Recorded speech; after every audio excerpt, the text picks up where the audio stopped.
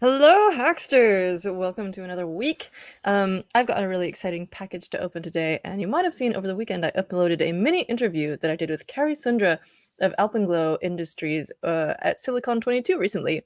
Well, that was sort of the prelude to today's unboxing, which is an exciting little package featuring some new unreleased PCBs from Carrie at Alpenglow. So we're going to get that open. But also, while I was at the festival, I got a beautiful sticker from them, and also this adorable rain cloud, angry happy storm cloud PCB that I might put together if I have time. But I've got a meeting after this, so we'll see. So let's get down to it. Where is my little knife? Here we go. You can scroll down as usual to see the link in the description below for these and more. You know, this has perforation in it. Maybe I can just rip it. Ha ha ha! So satisfying. There we go. Love the eco-friendly packaging, eco-enclosed bubble mailer. And let's see what's in here. I already kind of know what's in here, but I'm going to pretend like it's a surprise. Okay, cool. Oh, it was also in a meeting. Oh, look at the sparkly blue pen. Ah, so cool. Oh, Carrie is an awesome human, as you will definitely see in the mini interview, as linked below. Alpenglow Industries. Wow, I did not get the holographic unicorn sticker before. This is very exciting. Another one of these, and they have so many cute stickers. Oh my gosh. But okay. So this is a very exciting new PCB that they have launched to basically help you run coin cell compatible boards off of USB power. Isn't that cool? Let me get us a little close-up focus here. Yes. So, one of the first things that you'll notice about these PCBs, oh, she included a couple of extra little, okay, we'll get there. One of the first things that you'll notice about these is that they are extra thick. Look at these PCBs, thick boys. And that is very much on purpose. It is so that you can place them in a PCB. Does this actually? Okay, that has battery and it works. Cool. You can place them in a PCB in place of a coin cell. So I gotta remember to remove these first. Okay, so I believe this is the positive side. So it'd go in like this, backwards. There we go. And just tucks in like that. Look at that. You've got switches to switch between 3 volts and 5 volts. For most standard electronics using coin cells, you'd use 3 volts, but sometimes I design things that run off of, for example, an at-tiny chip. So an at-tiny 85 chip, and it can run off of 3 volts, but it wants to run off of something like 5 volts. And so for anything like that, this could be really helpful as well. You get 5 volts in the 3 volt package. You can design your PCB to work with either one, and this will help you convert. These are little JST connectors, and she's actually provided me, I freaked out a minute ago because she's provided a couple of little connector wires, which I didn't have in the studio. This allows you to daisy chain multiple things together, so you can use this one USB power connection to power not only this via the coin cell, but also daisy chain little JST connected things. So that's super cool. On and off switch, micro USB. Let's see. Where's my free micro USB power guy here? Yes. So nothing yet, but we flip it to on, and oh, you know what? That's not plugged in because I've got a different thing plugged in. Let me check and see where I can move things around to plug this in. I'm gonna have to get rid of our pretty lights, but give me a second.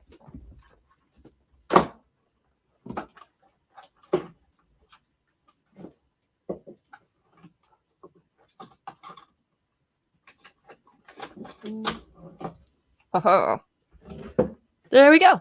And now our little Tindy branded coin cell challenge PCB is running. This is a video that I did a while ago of soldering on these challenge coin PCB parts. You can see this is all done by hand, which is why it's a challenge. It goes down to 0201, and yes, there is a resistor and an LED for each row here, so that's pretty intense. And then we can connect other stuff along to it. So let's see if I hook up this. Which one is in and which one is out? Does it matter? Maybe it doesn't matter. I'm going to run an experiment and plug into here. And then I'm going to plug in the other one over here. And then I'm going to plug that into another PCB, let's say this Monarch. And I'm going to pop out the one that's in there. Try to be careful with this. I tend to use these pliers under here, but you should probably use something that isn't conductive. It's just a little bit of a pain to get these batteries out. If you have favorite things to poke them out with, let me know in the comments. A pen usually works, but sometimes they're really in there kind of tightly, like this guy. And let's see. So we got positive up. Are you gonna do it? I'm always a little terrified with live demos like this. Okay, so that's not working. Why not? Let's see if we plug it in the other side. You know what? There may be instructions somewhere online. But anyway, that's the whole idea here. And there's some images on the Alpenglow website we're going to look at in a second that will show us more about this and a use case that's illustrated. So here, if you go to alpenglowindustries.com, you can find their whole website with lots of beautiful stuff. At their booth at Silicon, they hosted the Lux Lavalier crew, which includes Geek Mom Projects, Jason Kuhn's, Geek Mom Projects is Deborah Ansel, and also another person whose name I have sadly forgotten because I'm bad with names, but I will put it in the description. But you can find out everything about that at luxlavalier.com if you saw them there. Not technically an Alpenglow product, but very much good friends. More stuff that you can buy, including these adorable little weather guys. And yeah, here's more information about the coin cell power. So let's see.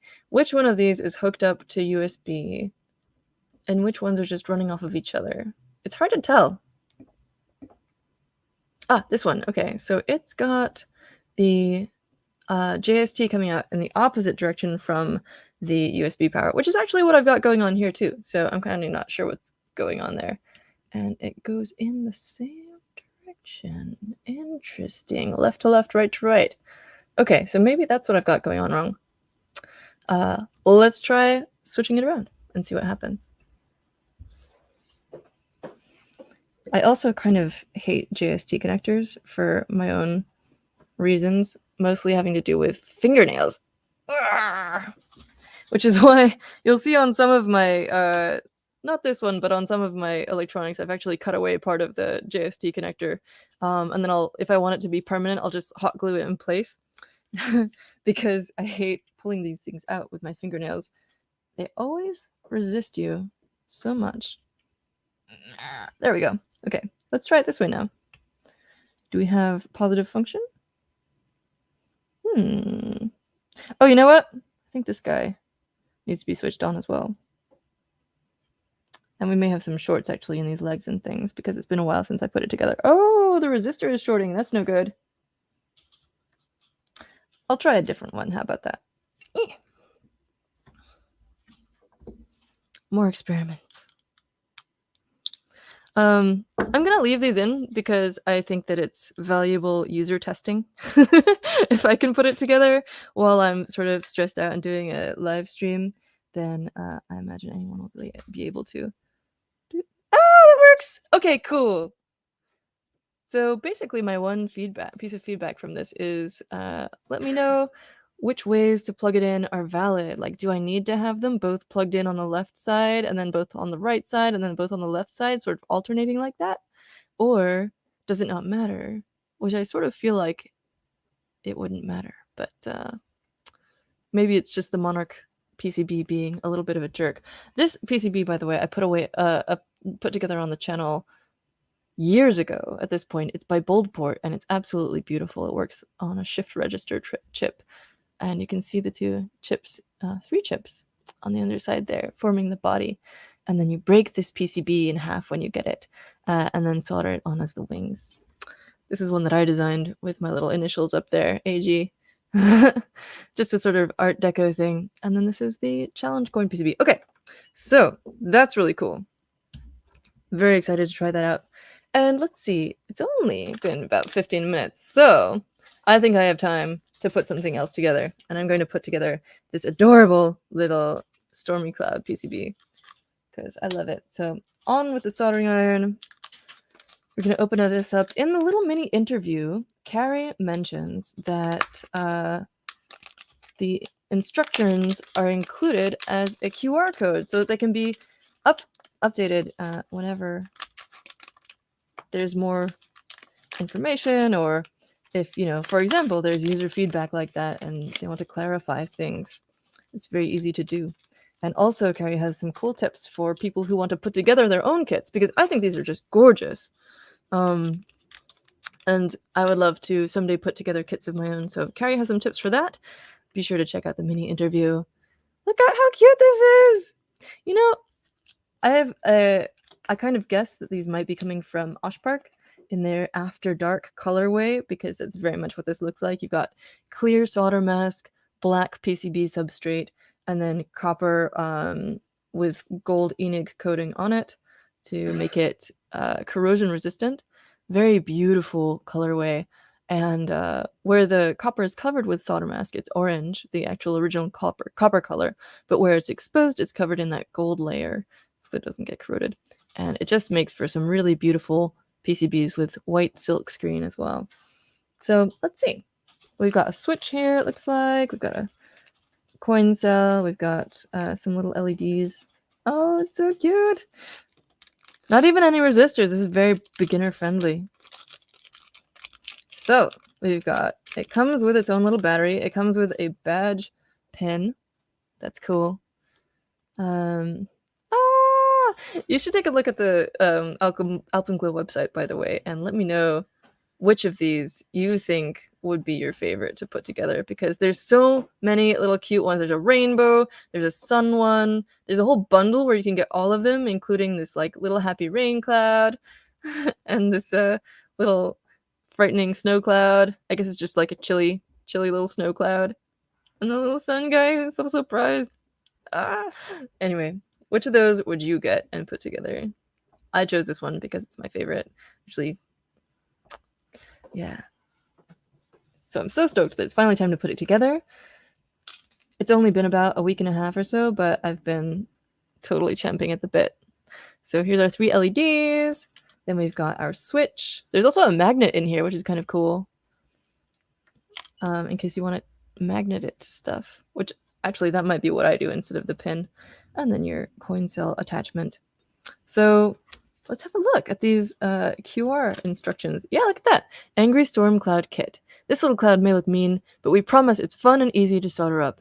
The black substrate and clear solder mask shows off the copper beautifully. Check out the back. Scan here for our instructions. Let's do that. Pardon me while I put my phone in the middle here.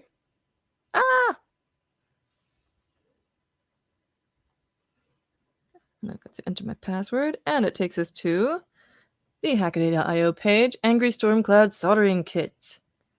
A fun learn to solder kit with a storm cloud design using Oshpark After Dark. And I'm going to go ahead and assume that these are also on the product page so that I don't have to go back to my phone and my computer and back and forth and make that work. But each one comes with the QR code for the instructions.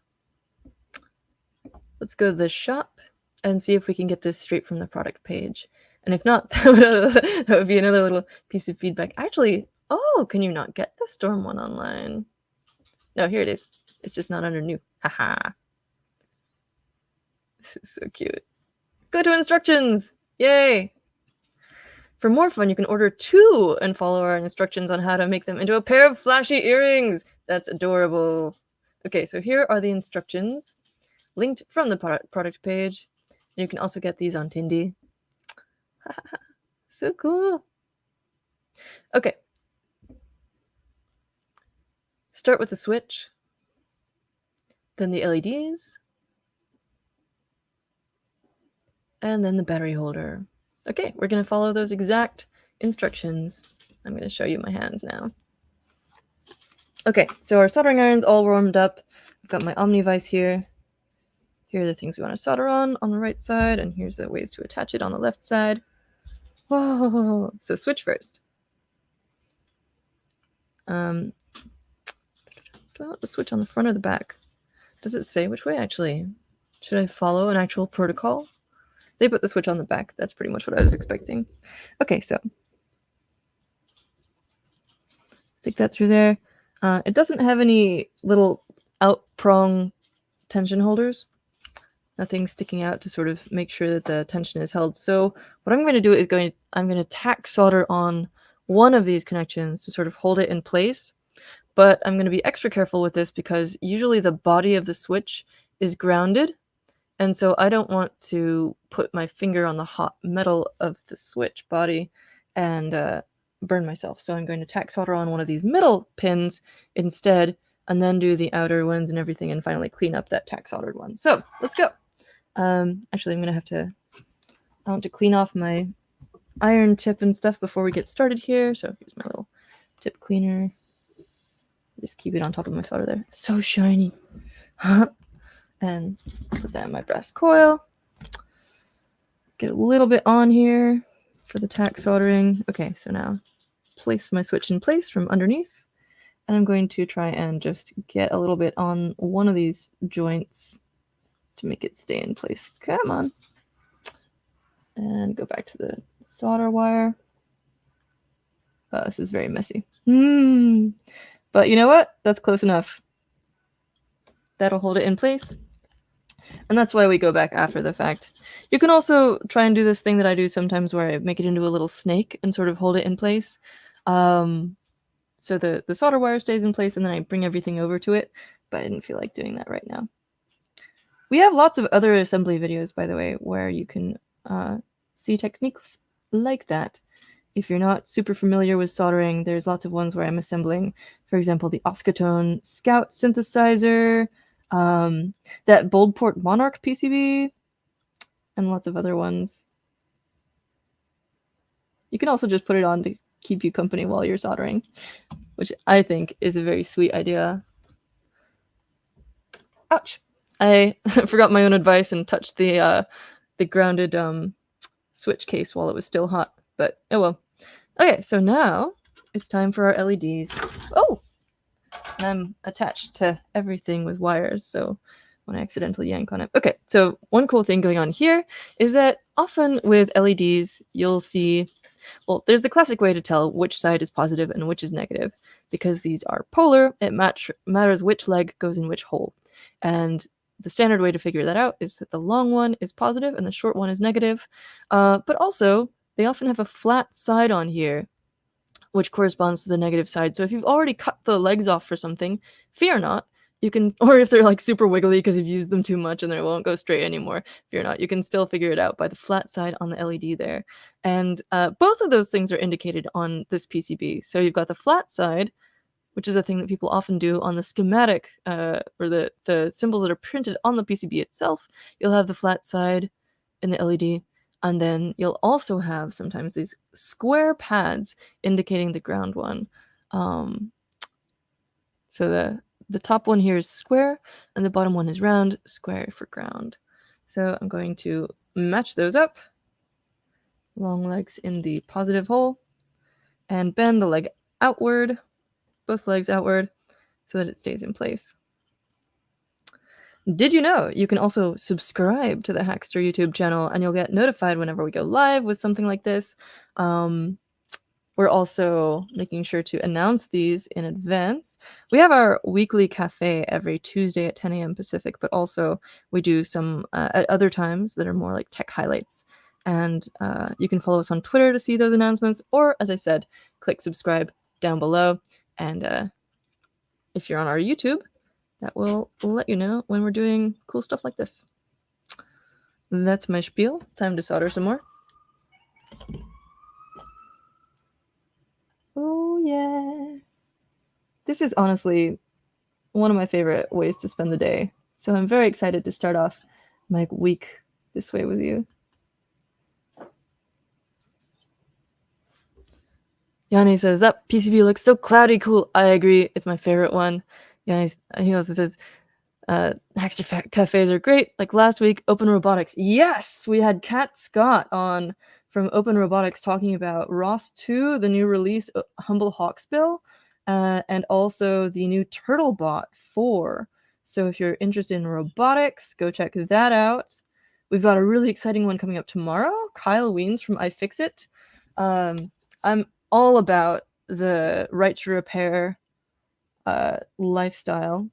Got a bunch of iFixit tools and stuff, and actually helped them demo one of their products years and years ago in 2012, I think it was, when they were releasing Dozuki, the app.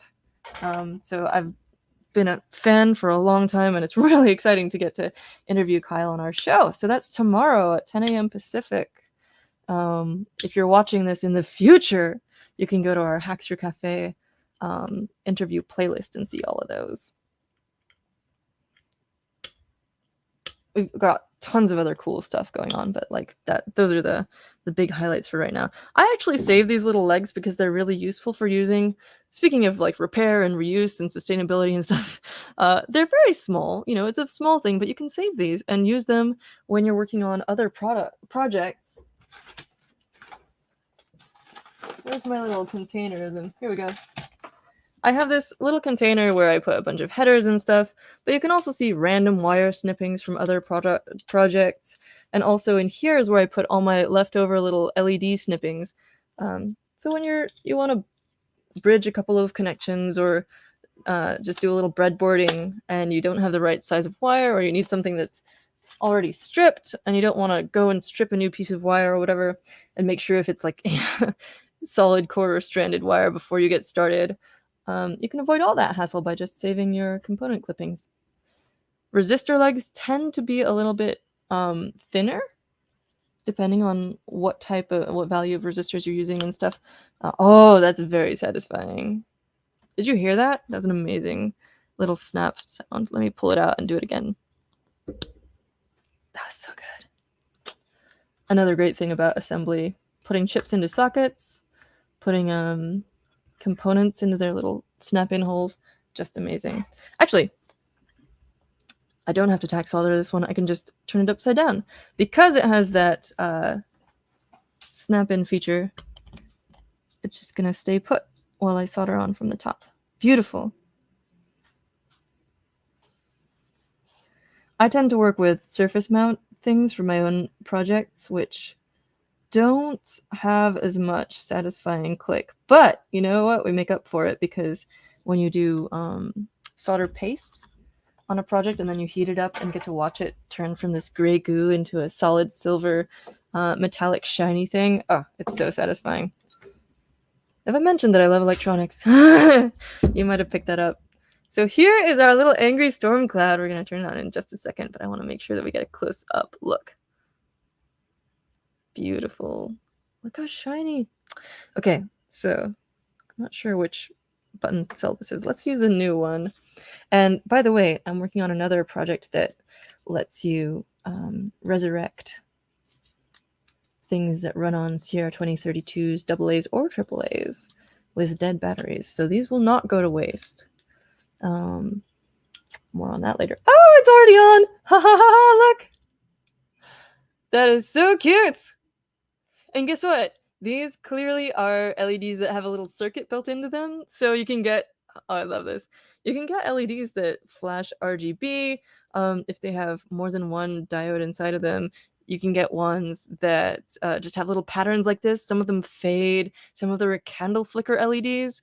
Evil Mad Scientists love to use candle flicker LEDs. And I also love that since the circuit is built into these LEDs, they are all at slightly different frequencies, and they're naturally making different little patterns. Isn't that so cool? I think it's rad. So that is the little Angry Storm Cloud PCB from Alpenglow. Go check it out on Tindy, on the Alpenglow Industries website. You can get it for $10 or $20. I think $20 is for 2 of them. Oh, no. If it's assembled, then it's $20. But honestly, I think it's a better value at $10, because then you also get the satisfaction of assembling it yourself. And you just saw how much fun that is. Really simple for if you're new to soldering, but also really cute and satisfying if you're someone like me who's been soldering for well over a decade. Okay, so thank you so much for joining me on this Monday morning adventure. I guess it's not morning anymore, but just kicking off the week with a nice chill soldering session. Be sure to go check out Alpenglow Industries. All the links are in the description below. I'll see you tomorrow for Hackster Cafe at 10 a.m. Pacific with Kyle Weens from iFixit. And have a great week. Yes, great LEDs on it. Definitely fits the theme. Gorgeous little PCB. Thanks, Carrie.